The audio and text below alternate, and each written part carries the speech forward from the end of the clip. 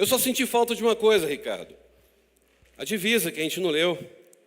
Se os irmãos perceberam, vamos ler a divisa então, se puder colocar. Vamos lá, Apocalipse 22, 20. Aquele que dá testemunho dessas coisas diz: sim, venho em breve, amém. Vem, Senhor Jesus. Agora sim está completo. Quero convidar a igreja a abrir suas Bíblias em 1 Tessalonicenses, capítulo 4, a partir do verso 14. 1 Tessalonicenses, capítulo 4, a partir do verso 14. Assim nos ensina a palavra de Deus, por meio do apóstolo Paulo, como instrumento de Deus, direcionado pelo Espírito Santo para escrever à igreja em Tessalônica. 1 Tessalonicenses, no Novo Testamento, capítulo 4, verso 14, diz assim: se cremos que Jesus morreu e ressurgiu, cremos também que Deus trará, mediante Jesus, e juntamente com Ele, quem? Aqueles que dormiram. E lembra dessa expressão, juntamente, sum autor, ao lado de. Então, aqueles que morreram e dormiram não estão depositados na terra desativado. Eles estão ativos com Cristo e voltarão com Cristo. Louvado seja o nome do Senhor. Verso 15. Dizemos a vocês, pela palavra do Senhor, que nós, o que estivermos vivos, os que ficarmos até a vinda do Senhor, certamente não precederemos os que dormem, pois dada a ordem, com voz do arcanjo e o ressoar da trombeta de Deus, o próprio Senhor descerá dos céus e os mortos em Cristo ressuscitarão primeiro. E depois nós, o que estivermos vivos, seremos arrebatados com eles nas nuvens, para ter o encontro com o Senhor nos ares, e assim estaremos com o Senhor para sempre. Essa é a sua expectativa? Vamos orar. Pai, como é bom poder estar na Tua presença, na Tua casa. Como é bom, ó Deus, poder ouvir a Tua palavra. Reconhecemos, ó Deus, que a Tua palavra lida, a Tua palavra explicada, é o Senhor falando de uma palavra forte ao nosso coração, de uma forma muito profunda aos nossos corações. Te agradecemos, ó Deus. Não merecíamos estar aqui, mas a Tua graça nos alcançou em Cristo Jesus. Obrigado, ó Deus, pela Tua tão grande salvação. Ó Deus, fale conosco nesta noite e ajuda-nos a entender a Tua palavra, em nome de Jesus Cristo, a razão da nossa vida. Amém. A Convenção Batista Brasileira tem tido esse privilégio de ter essa campanha de missões mundiais justamente para atingir todas as nações. Então, você pode, de repente, olhar para cada bandeira dessa que está pendurada aqui e entender, isso aqui não é festa junina, né? Isso aqui, na verdade, está mostrando para mim e para você quantas nações precisam de Jesus, quantas nações precisam ouvir do Evangelho. Muitas dessas nações ainda não foram alcançadas e nós precisamos cada dia orar por cada país que está aqui representado e pedir a Deus: Senhor, mande obreiros, eis-me aqui, envia-me a mim, porque o Senhor vai voltar. E Ele há de arrebatar os seus, mas Ele nos incumbiu de estarmos pregando o Evangelho até que Ele volte. Mas imaginemos agora um noticiário amanhã nas redes sociais ou nos nossos jornais aqui da região dizendo o seguinte: ônibus que saiu da rodoviária de Petrópolis na noite de ontem, de domingo, dia 1º de março de 2026, em direção ao Rio de Janeiro, bateu num poste em frente à entrada do Bing. Há registro de muitos feridos, mas segundo o que testemunharam para a polícia, o motorista sumiu de repente. Só havia suas roupas no banco do motorista. Provavelmente seja este a causa do acidente. O motorista desapareceu de repente. E nós temos motoristas de ônibus aqui, não temos? Tem outra notícia aqui. Funcionários da GESELMA estão em choque por causa de alguns trabalhadores que desapareceram ontem à noite, dia 1º de março de 2026, diante o expediente. Pensou, Júlio? A Isabel não está vindo porque ela sofreu, né, uma pequena queda, machucou o joelho, né, não está trabalhando, né, mas ela ainda não foi arrebatada, por isso que... Mas imagine a Gesselma, então, tendo essa notícia. E diz que muitos acidentes aconteceram na fábrica, porque muitos funcionários sumiram de repente, deixando suas funções de extrema periculosidade completamente vazias. Só encontraram roupas e sapatos ali. Outra notícia. A polícia de Petrópolis está em alerta, porque vários policiais que pertenciam aos PMs de Cristo também desapareceram ontem à noite. Ninguém sabe para onde foram, apenas as suas roupas estavam no chão e nas viaturas.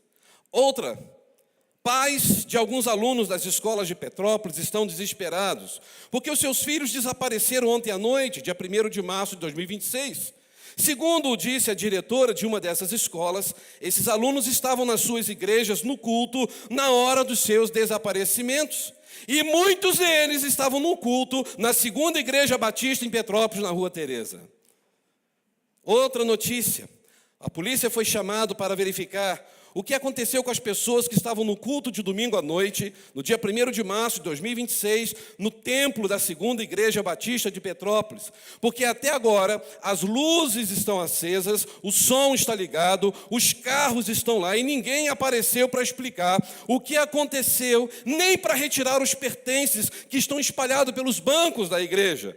A igreja está aberta até agora, correndo o risco de ser saqueada, mas ninguém foi achado para dar as devidas explicações. Só havia roupas, sapatos, bíblias e celulares sobre os bancos. O pastor Wellington foi procurado, mas graças a Deus não havia ninguém na casa dele. Sabe por quê? Porque do lado do púlpito também estava um terno caído no chão, um óculos caído no chão, com um microfone. Ele também sumiu. Meus irmãos, as autoridades de Petrópolis estão em alerta. Talvez você possa ter achado engraçado, né, irmão, antes de falar isso, né? O pastor lê notícias assim, alguns talvez tenham dado um glória a Deus, mas realmente, irmãos, pode até parecer ser cômico ou estranho, mas é isso que vai acontecer neste exato momento quando Cristo voltar. A sua igreja será arrebatada. Talvez daqui a alguns anos, talvez, quem sabe, essa semana, talvez hoje mesmo, quem sabe no final do culto, a gente nem volta para casa, e eu nem fico triste se eu for ver o resultado do jogo também, né? Amém por isso, né? A gente não sabe, irmãos, em que momento isso vai acontecer, mas uma coisa é certa, vai acontecer. Jesus vai voltar e Ele vai arrebatar a sua igreja. Você está preparado para isso? Será que alguém aqui talvez tenha se assustado com isso? Talvez você tenha se assustado porque você poderá estar com as pessoas desesperadas correndo em volta da igreja, correndo em volta das escolas, correndo em volta das fábricas, à procura de um ente querido, e você vai começar a pensar e a entender: eu fiquei para trás, eu de fato não levei a sério a minha vida cristã. E você vai perceber que Cristo arrebatou a sua igreja e você ficou, porque você não acreditava que realmente Jesus poderia voltar. Ficou porque, quem sabe, você participou da igreja há tantos anos, foi até batizado, mas não experimentou a graça de Deus em Cristo Jesus. Meus irmãos, o que me chama a atenção, que essa geração que nós estamos vivendo, é a geração que não está pensando no céu. É a geração que está mais preocupada em idolatrar o corpo, diferente de cuidar do corpo porque é necessário, mas idolatrar o corpo, é o tempo todo fazendo selfie para mostrar o seu corpo, mostrar a sua beleza. É uma geração de muitas dietas, exercícios físicos, mais para o culto do corpo do que para a própria saúde, porque cuidar da saúde é louvável, mas não em excesso, porque quando é excesso, a pessoa está idolatrando o seu corpo. Muitos fazem isso porque tem medo de morrer. E pior, muitos começam a fazer academia e acabam morrendo. Fisiculturistas com corpos lindos e acabam morrendo. Ou seja, as pessoas estão tentando arrumar um jeito para poder viver. Porque na realidade ninguém quer morrer. Todo mundo quer viver pelo menos passados 100 anos. Aí já está bom demais, não é isso? Mas eu pergunto aos irmãos, já que não queremos morrer, mas e ser arrebatado? Será que isso passa pela sua cabeça, de que você pode estar fazendo parte da geração que vai ser arrebatada, que vai contemplar a volta de Jesus Cristo? O que você faria se você percebesse que Cristo arrebatou a sua igreja e você ficou? Qual seria a sua sensação? Eu quero dizer para você que se você gosta daquele filme Deixados para Trás, 1, 2 e 3, você vai ficar frustrado, porque aquele filme, para mim, não tem muita base. Porque, na verdade, quem ficou para trás, acabou, a oportunidade foi dada. Ficou para trás, está perdido. Porque os salvos por Cristo não são salvos por etapas. Ou você é salvo, ou você não é salvo. Ou você nasceu de novo, ou você acha que nasceu de novo. Você é um convencido e não um convertido. Eu tenho certeza, irmãos, que muitos vão sentir pavor nesse dia. Pavor muito maior do que enfrentar a morte, porque vão ver que a morte já não vai adiantar, porque agora será apenas o julgamento diante do Rei dos Reis, do Senhor dos Senhores. Infelizmente, muitos vão ficar no dia do arrebatamento, e sabe por quê? Porque não acreditaram que Jesus iria voltar, não deram crédito à pregação do Evangelho, eram crentes nominais, apenas iam à igreja, fazia parte de um clube chamado igreja, mas não eram lavados pelo sangue do Cordeiro. Por isso preferem viver pecando do que se consagrando. Por isso preferem dar prioridade aos seus projetos de vida do que à obra de Deus aqui nesta terra, através da sua igreja. Meus queridos irmãos e amigos, a Bíblia nos ensina que mais cedo ou mais tarde esse momento vai acontecer. Como nós lemos em 1 Tessalonicenses 4,14, Jesus, Ele vai voltar. Você pode repetir comigo? Jesus, Ele vai voltar. Você crê nisso? Algumas lições nós temos que extrair desse texto para os nossos corações. A Junta de Missões Mundiais está com esse empenho exatamente ao entender a emergência, a urgência de se pregar o Evangelho, porque Cristo está às portas. Eu entendo, em primeiro lugar, que a volta de Jesus, ela não pegará o crente de surpresa. Quando Jesus voltar, pode pegar muita gente de surpresa, menos o crente em Jesus. Imagine o Quito lá na Condep, né?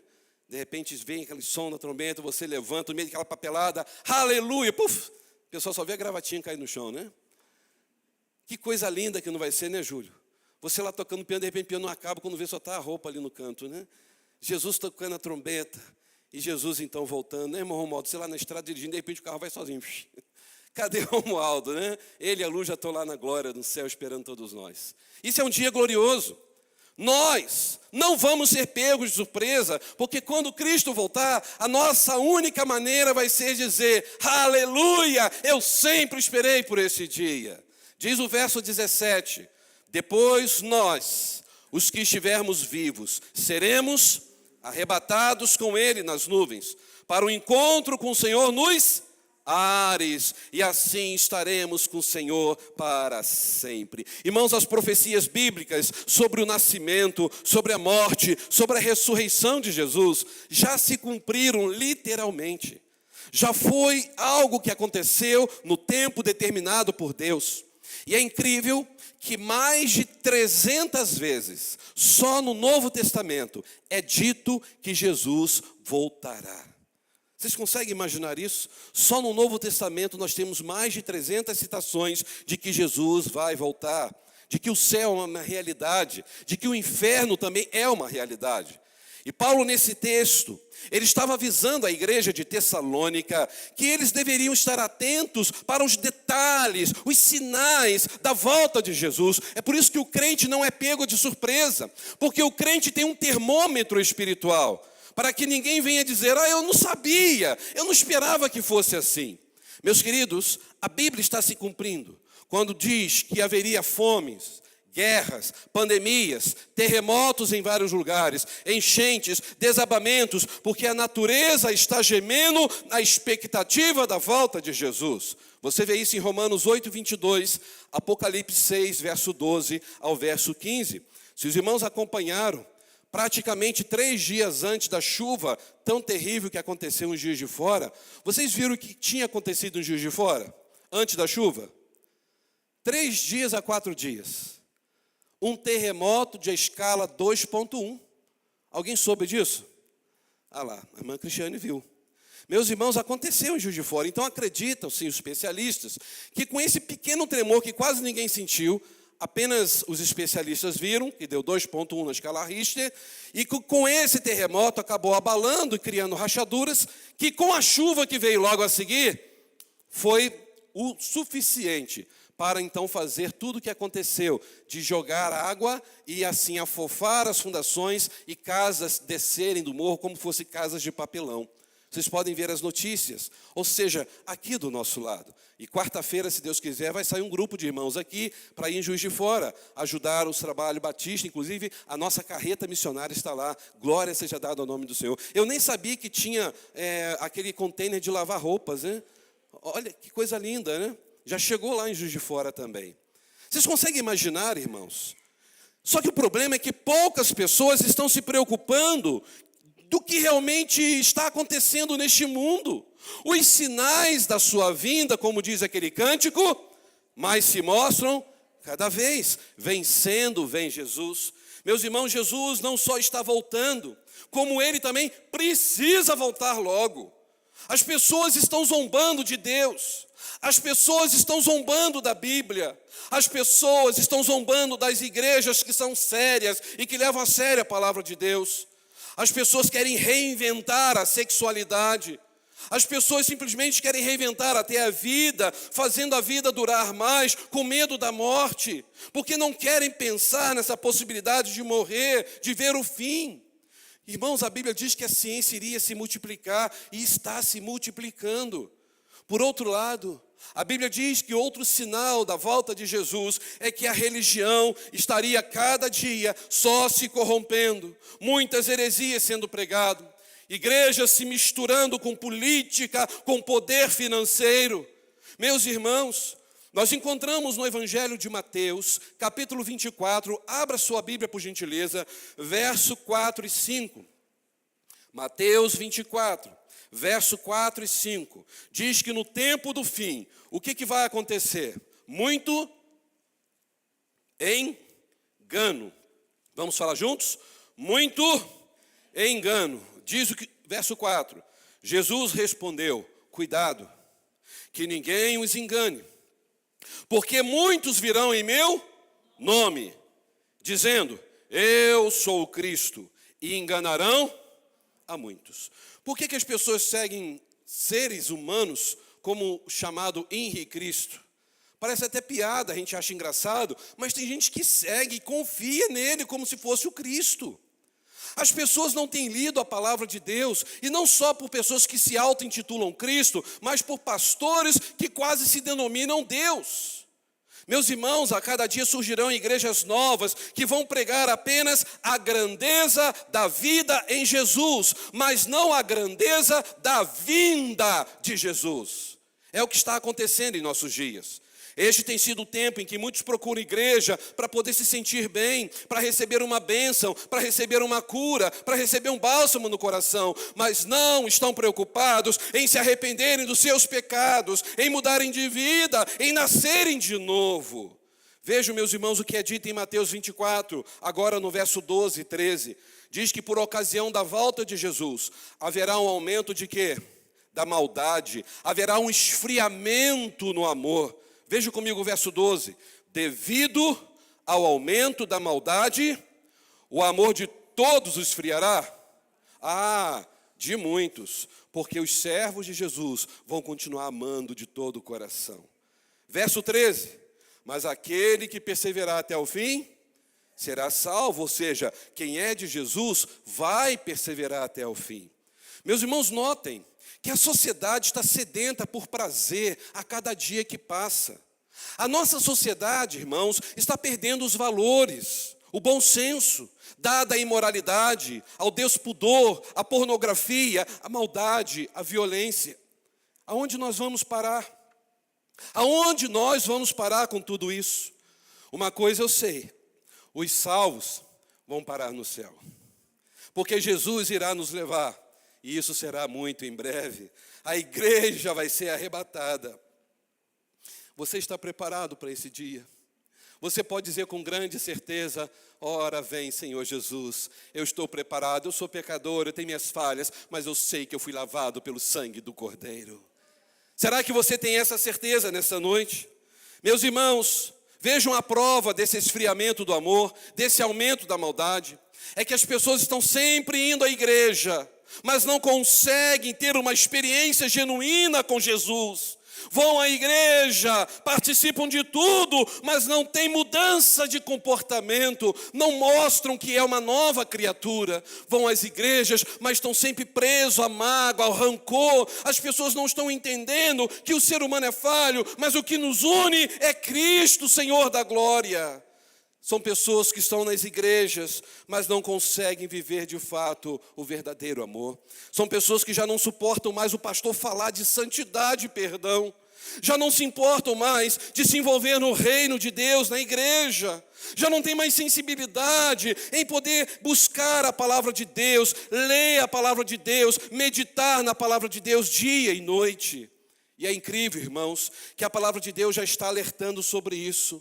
Que há muitos séculos atrás a Bíblia já dizia, o amor de muitos iria se esfriar, as pessoas iriam se esfriar na fé. O texto é claro em dizer isso, que o amor de muitos, mas não de todos. Graças a Deus, porque ainda nesta terra existe um remanescente fiel, fiel a Jesus Cristo, que tem vivido o verdadeiro amor e que tem refletido como espelho a glória do Senhor.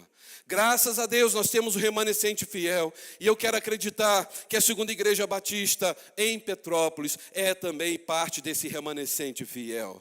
Meus irmãos, será que hoje você consegue ver que você está agindo com amor ou com amargura no coração? É tempo de parar, antes que seja tarde demais. Será que hoje você está dando mais prioridade à carne, aos seus desejos, do que a algo espiritual que Deus tem para a sua vida? Talvez seja o momento de você reconhecer e falar, Senhor, eu não quero continuar preso nessa vida que está exatamente ali, diante do ódio, da mágoa, da decepção. Eu quero estar preso, Senhor, somente ao Teu amor. Eu quero mostrar para todos quem é Jesus antes que o Senhor volte. É nesta noite que o Senhor nos chama a repensar o que nós estamos fazendo com a nossa vida, porque nós temos que ter certeza absoluta que nós não seremos pegos de surpresa. Quando Jesus voltar, a nossa palavra será aleluia, ora vem Senhor Jesus. A segunda lição, aquele que está preparado para a volta de Jesus, não só está preparado, sabe a hora, ele está vendo ali, isso são sinais, mas ele também entenderá por que Cristo voltará. Tem gente que fala o seguinte, pastor, eu creio que Jesus vai voltar, mas será que ele não podia voltar depois que eu casar? Eu ouvi isso de um jovem.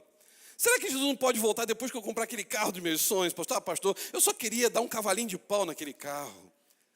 Ah, pastor, Jesus podia voltar, mas eu queria fazer aquela viagem dos sonhos antes. O que é mais importante, irmãos? Os nossos sonhos ou estar com Cristo para sempre nos céus? Lá é a nossa morada. Tudo isso aqui é passageiro. Por que Cristo tem que voltar? Veja Mateus 24, versos 6 a 8. E nós temos que entender uma coisa. A Bíblia diz que no tempo do fim, mudanças terríveis vão acontecer na vida social e no governo do mundo. Vocês estão reparando que os governos mundiais estão abalados? Nós estamos a um pé da Terceira Guerra Mundial. Se você percebeu o que aconteceu com Ayatollah Khomeini, o que aconteceu? Ele foi morto, e muitos estão agora brigando, defendendo o que o Trump fez, e outros estão criticando e perdendo tempo com isso.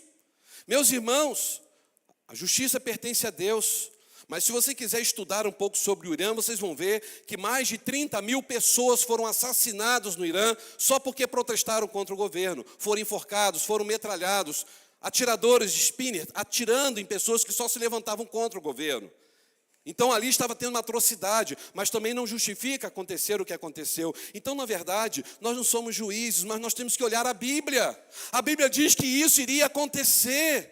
As pessoas iriam se odiar e tudo resolvido na área da violência, na base da violência. Veja o que diz o verso 6 de Mateus capítulo 24. Vocês ouvirão falar de guerras, rumores de guerras, mas não tenham medo. É necessário que tais coisas aconteçam, mas ainda não é um fim. Pastor, a igreja vai passar pela grande tribulação? Nós estudamos isso no Apocalipse. Eu creio que sim. Só que Jesus não vai nos livrar da grande tribulação, mas Ele vai nos livrar na grande tribulação. Enquanto estivermos passando por todas essas perseguições e tribulações, o Senhor nos prometeu estar conosco todos os dias até a consumação dos séculos. Não é o fim, não tenham medo. Nação se levantará contra nação, reino contra reino. Haverá fomes, terremotos em vários lugares. Tudo isso será o quê? Início das dores. Guerras, fomes, pandemias, epidemias, terremotos, maremotos em vários lugares. Irmãos, isso hoje é comum. Apesar de que naquela época também já acontecia esses fenômenos da natureza, mas em pequeno grau. Agora, a coisa está pior. Naquela época, irmãos, não existia a tecnologia que nós temos hoje. Hoje, a tecnologia de guerra é milhares de vezes destrutiva perto daquela do passado. Naquela época, irmãos, não existia biomedicina, não existia laboratórios para confecções de vacinas, não existia remédios para combater as doenças como nós temos hoje. Tudo na medicina era através do quê? De ervas, de raízes, de plantas. Mas hoje a tecnologia cresceu, a ciência se multiplicou, a Bíblia se cumpriu. E como já disse, pandemias sempre existiram em nosso planeta. Todos nós sabemos que na Idade Média, no século XIV, há um cálculo de que uma bactéria da peste bubônica causou a morte de 75 milhões de pessoas no mundo todo. Mas agora há quem diga que pelas pesquisas, que esse número chegou a 300 milhões de pessoas. Vocês conseguem imaginar isso? O que dizer, irmãos, da gripe espanhola? Em 1918 até 1920, ela infectou cerca de 500 milhões de pessoas e causou a morte de pelo menos 50 milhões de pessoas pelo mundo. O que dizer do Covid-19, mais próximo da gente? Até hoje, está sendo contabilizado cerca de 7.108.819 pessoas que morreram de Covid pelo mundo. Só que eu olho, irmãos, que há outras pandemias mais perigosas que têm assolado o mundo, como a pandemia da discórdia, a pandemia do ódio, o ódio político que está acelerando das pessoas a se juntarem uma contra as outras, a pandemia da intolerância religiosa, que tem gerado muitas guerras ainda em nosso mundo. E é incrível que eu já disse aqui à igreja, que em 1985, o então último presidente da extinta União Soviética, Mikhail Gorbachev, ele escreveu um livro chamado Perestroika. Tenho certeza que o Ricardo leu esse livro, né? Perestroika. E nesse livro, 1985, olha quantos anos atrás. Sabe o que ele disse naquela época? Que quando houvesse uma nova guerra mundial, não haveria mais vencedores ou vencidos. Isso há muito tempo atrás. Porque ele disse o seguinte: o arsenal dos países era praticamente algo tão terrível em 1985 que dava para destruir o planeta Terra cerca de 27 vezes. Isso em 1985. Vocês conseguem imaginar hoje? Irmãos, de lá para cá, não deu mais charré, não. Vocês viram que recentemente foi postada uma fotografia do imperador Kim Jong-un, lá da Coreia do Norte. Ele estava do lado da bomba de hidrogênio. Se você já ouviu falar dela, ela é 80 vezes mais poderosa do que a bomba atômica que destruiu Hiroshima e Nagasaki. 80 vezes, não é 8 não, 80. Kim Jong-un tem isso lá na Coreia do Norte. Agora, vocês leram a notícia desta semana, mais especificamente há 3 dias atrás? Kim Jong-un disse o seguinte: nem a proteção de Deus conseguirá deter nosso novo lançador múltiplo de foguetes. Isso é ou não é blasfêmia contra o Senhor? Nem Deus pode deter o nosso novo lançador múltiplo de foguetes. Vocês têm noção do que isso representa? Meus irmãos, o mundo está num pé de guerra. A qualquer momento a coisa vai explodir. Haverá efeitos imprevisíveis no nosso planeta.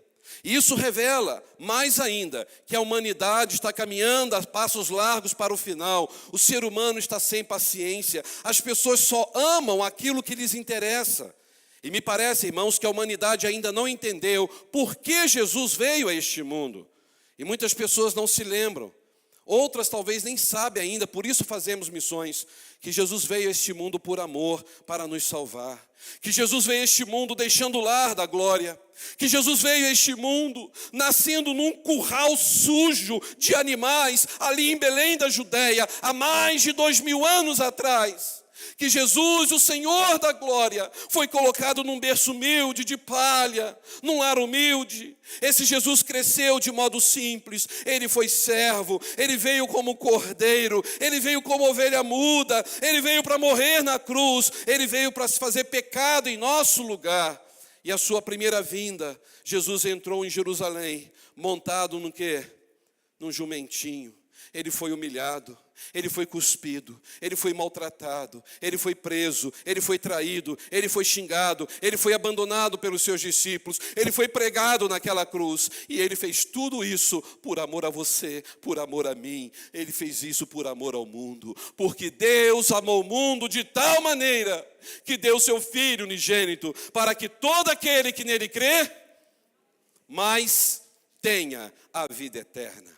Exatamente para que as pessoas pudessem ser salvas, para que as pessoas pudessem se arrepender dos seus pecados, para que as pessoas pudessem viver uma vida de amor, e esse amor não se esfriasse. Mas poucos têm dado crédito à mensagem da cruz. E meus irmãos, esse descrédito para com a mensagem da cruz está chegando ao fim. Sabe por quê? Porque Jesus está voltando. Só que ele vai voltar diferente de como ele veio da primeira vez. Ele vai voltar cheio de glória e de poder, como um general imbatível que ele é. Meus irmãos, ele voltará, porque ele tem que julgar as nações. Se você vê em Mateus 25, verso 31 a 33, fala isso. É necessário que ele venha para julgar essas nações que acham que são deuses.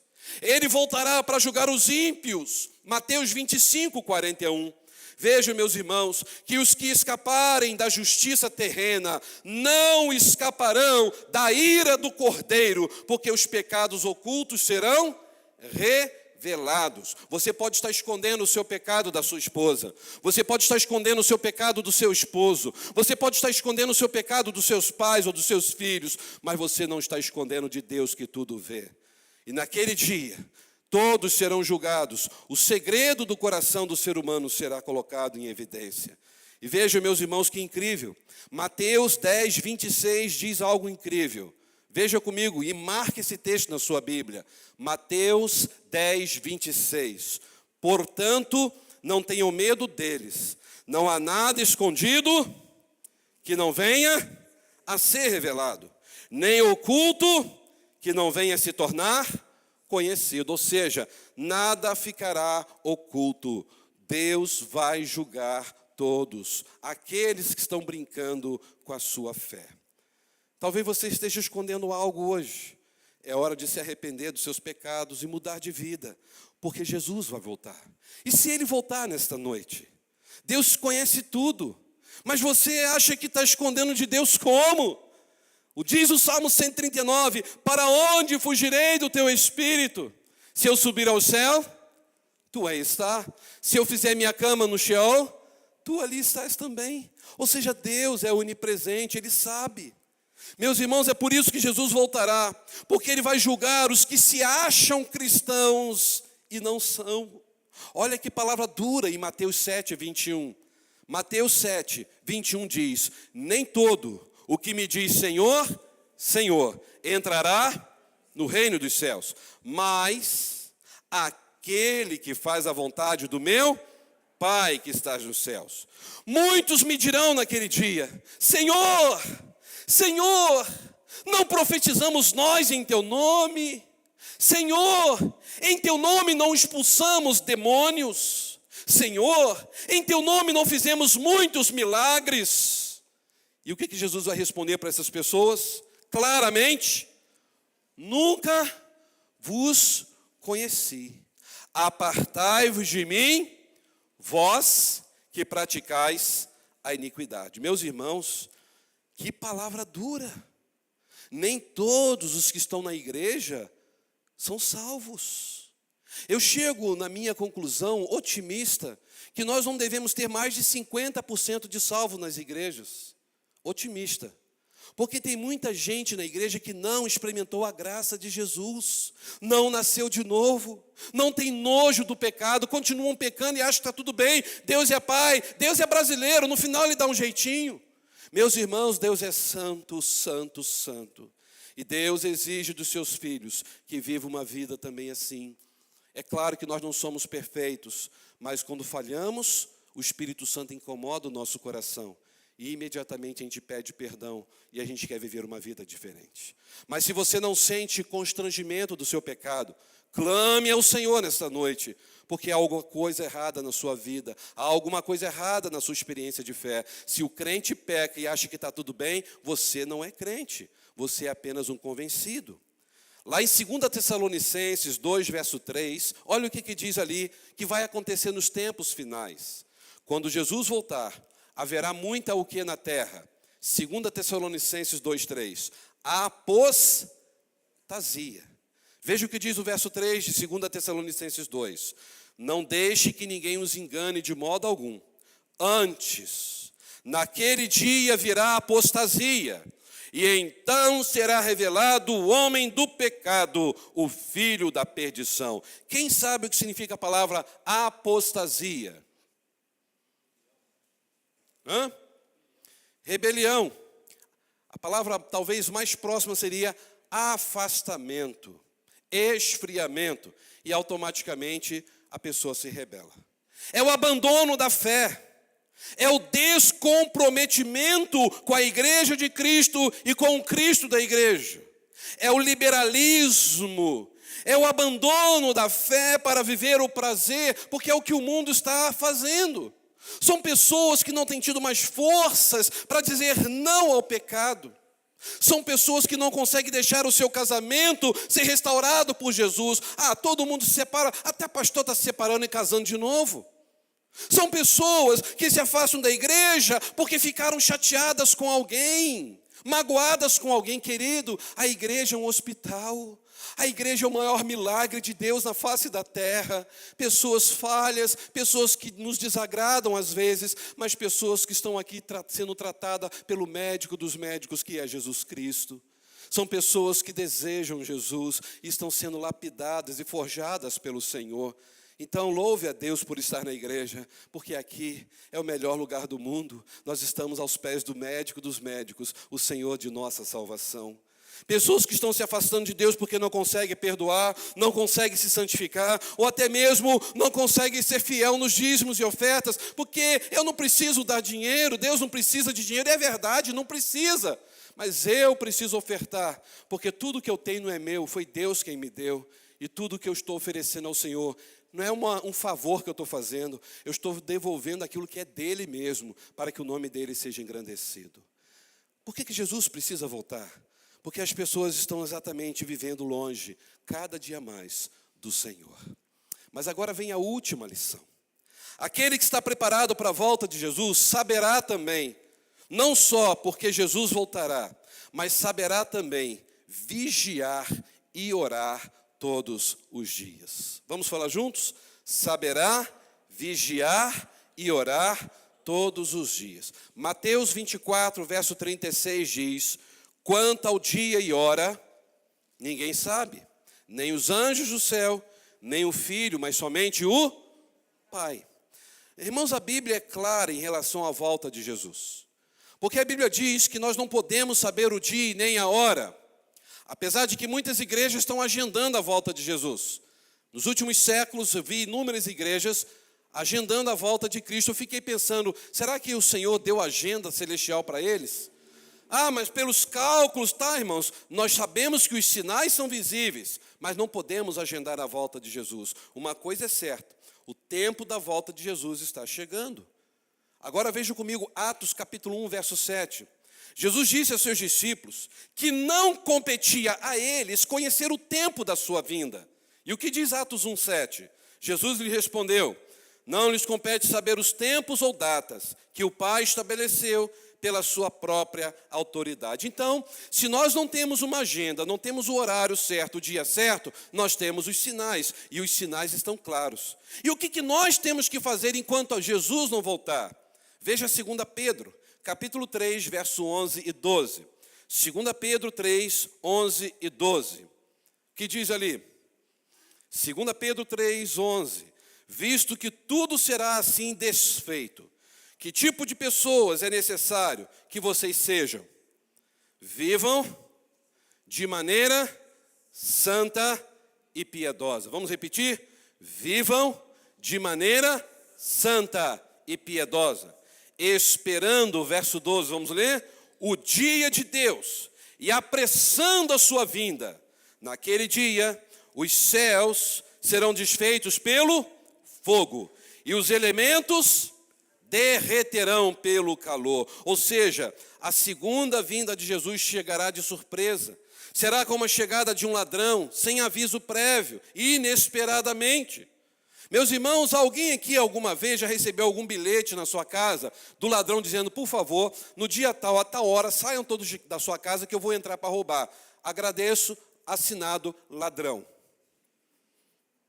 Alguém já passou por isso? Não. Eu lembro perfeitamente, irmãos, que no meu primeiro ministério, 28 anos, garotão ainda lá em São Paulo, lá é tudo plano em Pindamonhangaba, né? E eu lembro que a igreja chegou, tá? Libras fica doida comigo quando eu falo isso, né? Sai do roteiro, né? Meus irmãos, eu estava lá na minha casa, minha esposa sabia, não tinha filhos ainda, o Rodal não era nascido, tinha poucos meses que eu estava ali na igreja, e os irmãos resolveram fazer uma serenata para o dia do meu aniversário. Como é gostoso a gente receber uma serenata, né, pastor? Não, deixa para lá. E meus irmãos, eu estou ali sentado na sala, e aquela casa, ela era toda de vidro, assim, de frente para a rua. Uma rua pacata, calma, não tinha barulho, não tinha nada. Era um lugar tranquilo naquela época de se viver, lá em Moreira César, Pindamonhangaba. Está eu lá então vendo a televisão, e eu vi que a tela da televisão refletia também nas janelas. E de repente a minha esposa ficou olhando para mim assim, amor, você está bem? Eu falei, estou, porque estou com cara, estou passando mal. Eu falei, não, só para saber se você está bem. Eu vou lá na cozinha, tá? Pegar água. Eu falei, tá bom. Para ir na cozinha, ela tinha que sair da sala e pegar um corredorzão até chegar na cozinha. Mas ela foi para o lado, onde tinha a porta para a rua, e ela destravou a porta. Por quê? O pessoal ia entrar cantando. Naquela hora, eu estou lá e ela destravou e foi lá na cozinha. Ela falou, pessoal, pode vir. E de repente, eu senti que tinha um barulho lá fora. Quando eu vi que tinha um irmão que ele estava lá assim, ó. E ele subiu, ele entrou por trás do carro, que a garagem era bem de frente à janela também. E de repente, quando eu vi, é bandido, é um assalto, meu Deus do céu. E eu comecei a gritar, já querendo pegar alguma coisa para bater e gritar. E o pessoal, pastor, que vergonha. Você fica com o nervo à flor da pele, porque você acha que você está sendo assaltado. O carioca, quando vem para Petrópolis, né, ele já pega o celular, já fica assim, preocupado, né? E o petropolitano já fica assim, com o celular na mão, né? Tranquilo, aqui não tem assalto, até que a hora que alguém vem e assalte, né? E meus irmãos, eu vi, aquilo ali foi uma coisa inesperada, e eu quase que eu bati com a cadeira na cabeça daquele irmão, que estava tudo escuro, e ele já estava entrando ali. E aí minha esposa assim, calma, é o pessoal da igreja, e eu ouvindo a música, que vergonha. Mas eu fiquei imaginando a volta de Jesus. Jesus não vai mandar um aviso, olha, amanhã eu volto. Não, vai ser repentino, mas os crentes em Jesus vão saber por quê. Estarão vigiando e orando. Meus irmãos, a Bíblia diz que a volta de Jesus vai ocorrer numa época em que as pessoas vão duvidar mesmo da volta dele. Serão como nos dias de Noé. As pessoas não iam acreditar de jeito nenhum que poderia vir um dilúvio. Para que esta arca enorme? Esse camarada está doido. Não tem água aqui para isso. Continuaram comendo, continuaram bebendo, continuaram se casando, não se importaram com o aviso de Deus e zombavam do velho Noé. Até que chegou então o dia do dilúvio. E o que aconteceu com aquele povo? O que aconteceu? Quando o anjo fechou a porta daquela arca, todos começaram a gritar e a bater naquela porta. Por favor, Noé, abra-nos a porta. Por favor, Noé, nós não acreditávamos em você. Mas era tarde demais. Meus irmãos, nós temos que estar atentos e precavidos, vigiando. Nós temos que estar de sobreaviso. Quantas pessoas hoje que estão afastadas da igreja, foram membros nessa igreja, se envolveram nessa igreja, mas por algum motivo se afastaram. E de quem que é a culpa? Sempre arruma um culpado, mas a pessoa não olha para o coração e fala, puxa vida, eu preciso me acertar com Deus, eu tenho que saber perdoar aquelas pessoas que me machucaram, mas eu não posso me afastar da presença de Jesus. A Bíblia diz que cada um prestará contas a Deus individualmente. É por isso que aquele que está preparado para a volta de Jesus sabe vigiar. E nós temos que vigiar, irmãos, porque Jesus está à porta. É incrível que quando Jesus subiu aos céus, lá em Atos 1, 7 que eu li, veja agora o verso 9 a 11, diz que ele voltará da mesma maneira que ele foi. Diz Atos 1, 9, vamos ler juntos? Tendo dito isto, foi elevado às alturas, e enquanto eles olhavam, em uma nuvem o cobriu, e a vista deles se apagou. E eles ficaram com os olhos fixos no céu. Enquanto ele subia, de repente surgiram diante deles 2 homens, vestidos de branco. O que lhes disseram? Galileus, por que vocês estão olhando para o céu?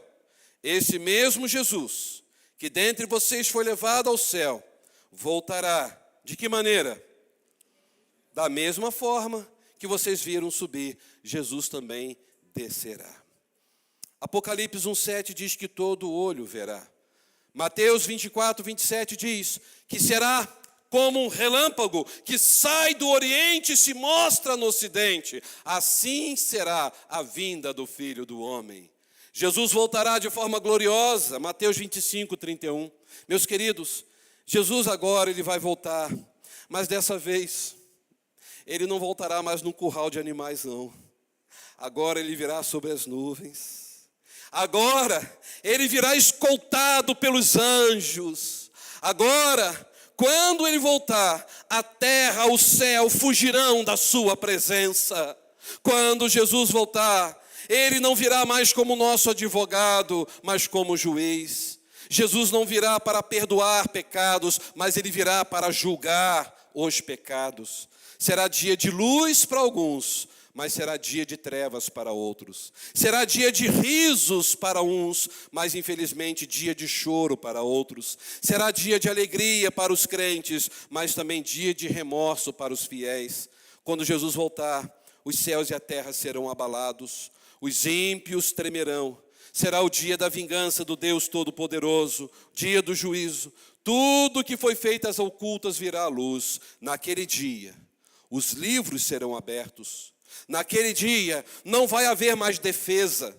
Naquele dia não vai ter a possibilidade de desculpas. Casais que viviam mal o relacionamento conjugal não terão mais chance de viverem uma vida restaurada, porque Jesus está voltando. Pessoas que não conseguiam perdoar não terão mais oportunidade de pedir perdão e gerar perdão. É por isso, queridos, que precisamos aproveitar hoje, agora, para consagrar nossas vidas. Temos que vigiar hoje, agora, orar hoje, agora, porque quando Cristo voltar, nós iremos glorificar o seu santo nome. Aquele dia, para mim, para você, será um dia abençoado. Será um dia de recompensa, será um dia de consolo, será um dia de descanso, será o dia eterno com Jesus. Não vai haver mais brigas familiares, não vai haver mais raiva, não vai haver mais mágoa, não vai haver mais decepção, não vai haver mais traição, não vai haver mais ferimentos emocionais, porque o Senhor Jesus, o nosso Deus, o Rei dos Reis, estará reinando para sempre. Meus irmãos, é por isso que a igreja é conclamada a levantar os seus olhos nessa noite e ver que a nossa redenção está próxima. E nós temos que olhar para essas nações e dizer: Senhor, usa a minha vida para que este mundo conheça a Ti como o único e verdadeiro Deus. Eu quero encerrar lendo com você Apocalipse 19, verso 14 ao verso 16. Apocalipse 19, verso 14 diz assim: os exércitos dos céus o seguiam, vestidos de linho fino, branco e puro, e montados em cavalos brancos. De sua boca sai uma espada afiada, com a qual ferirá as nações. Ele as governará com cetro de ferro. Ele pisa o lagar do vinho, do furor da ira do Deus Todo-Poderoso. E em seu manto e em sua coxa está escrito este nome: Rei dos Reis, Senhor dos Senhores. Rei dos Reis e Senhor dos Senhores. É por isso, queridos, que Jesus agora, Ele é coroado porque Ele é o Rei dos Reis, Ele é o Senhor dos Senhores. E é esse Jesus que é o Rei dos Reis, que é o Senhor dos Senhores, é o mesmo Jesus que está aqui hoje, no meio desta igreja. É este Jesus que agora é ainda o nosso advogado fiel. Mas pode ser que nesta noite ele volte e ele virá como juiz. Então cabe agora eu e você respondermos diante de Jesus: estamos preparados para a volta dele? Se isso acontecer hoje, como eu disse no início, você vai ser uma dessas pessoas também que seus pertences vão estar caídos aqui no chão. Talvez seja este o momento de você entender a urgência de se pregar o Evangelho, a urgência de você consagrar sua vida ao Senhor, a urgência de vigiar e orar, porque Jesus está voltando. Eu quero convidar você a fechar os seus olhos. Eu quero convidar você nesse momento a colocar a sua vida diante do Senhor, porque não tem nada encoberto. Ele conhece a sua alma, Ele conhece o seu coração. Talvez ele esteja triste com as suas atitudes, talvez feliz, eu não sei. Mas se você está entristecendo o coração de Deus, fale com Ele agora, peça perdão, entregue sua vida nas mãos de Jesus. Você talvez precisa vencer algum vício, talvez você esteja afastado da igreja. Essa noite é noite de reconciliação. Se você quer entregar sua vida ao Senhor Jesus Cristo, este é o momento. Eu quero orar por você. Eu quero colocar a sua vida diante do Senhor, porque Jesus está às portas. As nações estão em pé de guerra. A qualquer momento, nações maiores vão entrar nesta guerra. A Rússia, a China, a Coreia do Norte. E nós vamos ver um estrago mundial. Mas a igreja de Cristo, ela não vai se abalar, porque na tribulação, o Redentor estará presente todos os dias. O Senhor é conosco. Não temamos. Não fique assombrado com tudo isso. Apenas diga no teu coração: Maranata. Ora, vem, Senhor Jesus. Mas enquanto o Senhor não vier, eu vou trabalhar, eu vou me esforçar, vou estudar, vou sonhar. Mas tudo isso eu farei consagrado aos teus pés. Eu convido a igreja a ficar em pé. Eu não sei como você entrou aqui nesta noite. Talvez você esteja vivendo o momento mais difícil da sua vida espiritual. O seu casamento não está bom.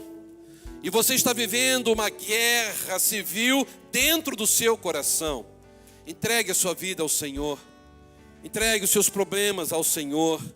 Jesus, que é o Rei dos Reis, o Senhor dos Senhores, Ele cuidará da sua história. Ele cuida de você. Ele é o seu advogado fiel nesta noite. E Ele quer mudar a história da sua vida para sempre.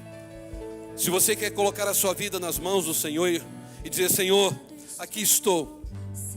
Senhor, eu preciso de Ti.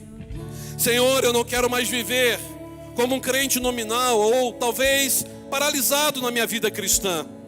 Eu quero Te servir, Senhor, com intensidade, porque eu sei que em breve o Senhor há de voltar. Se você deseja se consagrar e falar: Pai, aqui estou, eu entrego minha vida a Ti. Usa-me, Senhor, conforme o Teu querer, até a sua volta.